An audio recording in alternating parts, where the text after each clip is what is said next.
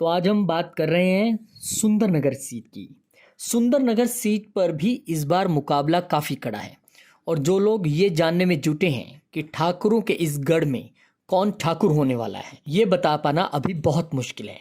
लेकिन कुल मिला के बात करें तो सबसे पहले आप उम्मीदवार समझ लीजिए कि सुंदरनगर में उम्मीदवार कौन कौन है। बीजेपी की बात करें तो बीजेपी में यहाँ से राकेश जामवाल हैं, पिछली बार भी जीते थे। कांग्रेस की तरफ से सोहनलाल ठाकुर हैं, तो वहीं आम आदमी पार्टी की तरफ से पूजा ठाकुर है। तस्वीर यहीं तक पूरी नहीं हो जाती, इस तस्वीर में एक नाम और ऐड हो जाता है, वो है अभिषेक ठाकुर का। अभिषेक ठाकुर का संबंध कभी न कभी भाजपा से रहा है, कैसे ये भी बताएंगे। लेकिन ठाकुर वर्सेस ठाकुर की इस लड़ाई में काफी दिलचस्प मुकाबला लग रहा है इस बार। कुल वोटर्स की बात करें तो 81,164 कुल वोटर हैं। और पिछली बार की बात कर लें तो आपको बता देते हैं कि पिछली बार यहाँ से राकेश जामवाल ने जीत दर्ज की थी। जीत कितनी बड़ी थी ये भी बता देते हैं आपको, कितनी वोटों से वो विजयी रहे थे। 9,263 वोटों से राकेश जामवाल विजय रहे थे।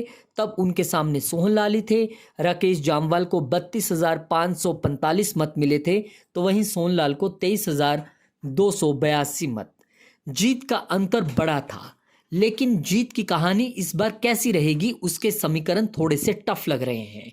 हिमाचल की विधानसभा सीट सुंदरनगर में उभरे चुनावी समीकरण भाजपा का खेल बिगाड़ सकते हैं, इसलिए यहां भाजपा को अपनों से ही सावधान रहना है। चुनावी रण में इस बार भाजपा और कांग्रेस में सीधी टक्कर नहीं है, बल्कि पूर्व मंत्री रूप सिंह ठाकुर के पुत्र अभिषेक ठाकुर के आजाद प्रत्याशी मैदान में उतर जाने से यहां मुकाबला तिकोना हो रहा है। अभिषेक के नामांकन में जुटी समर्थकों की भीड़ भगवा खेमे में घबराहट लाई थी। वहीं खबर है कि अभिषेक को चुनाव में भाजपा के ही लोग सपोर्ट करते दिखे थे। आजाद प्रत्याशी द्वारा सुंदरनगर के चुनावी समर को बड़ी मुश्किल की ओर धकेल दिया है। वहीं समर्थन में उतरी भीड़ को देखते हुए 2022 चुनाव में यहां भाजपा की राह इतनी आसान नहीं है। रूप सिंह ठाकुर का सूबे की राजनीति में अहम स्थान रहा है। वह 6 बार एमएलए रहे, 3 बार मंत्री बने।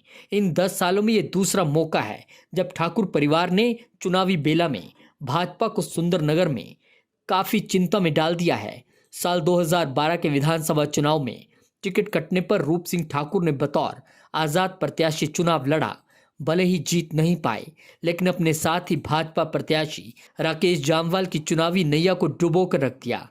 इस बार अभिषेक ठाकुर ठीक क्या वैसा ही करने में सक्षम हो पाएंगे? राजपूतों के प्रभाव वाले सुंदरनगर हलके में भाजपा, कांग्रेस और आजाद प्रत्याशी अभिषेक, ये तीनों ठाकुर हैं। अब ये देखना अहम होगा कि बेहद कड़े तिकोने मुकाबले में किस ठाकुर के सिर पर जीत का ताज सजता है।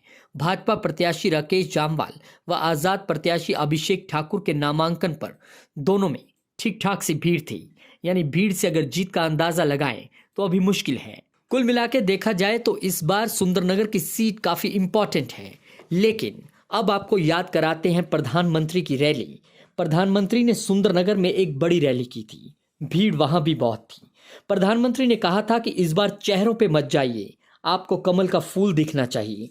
शायद प्रधानमंत्री को भी 2012 की वो लड़ाई याद होगी जिसमें अभिषेक ठाकुर के पिता ने राकेश जामवाल को मुश्किल में डाल दिया था और उन्हें हार का सामना करना पड़ा था। इस बार स्थिति वही बनती दिख रही है, लेकिन चेहरा बदल गया है। रूप सिंह ठाकुर की जगह अभिषेक ठाकुर निर्दलीय तौर पर मैदान में हैं।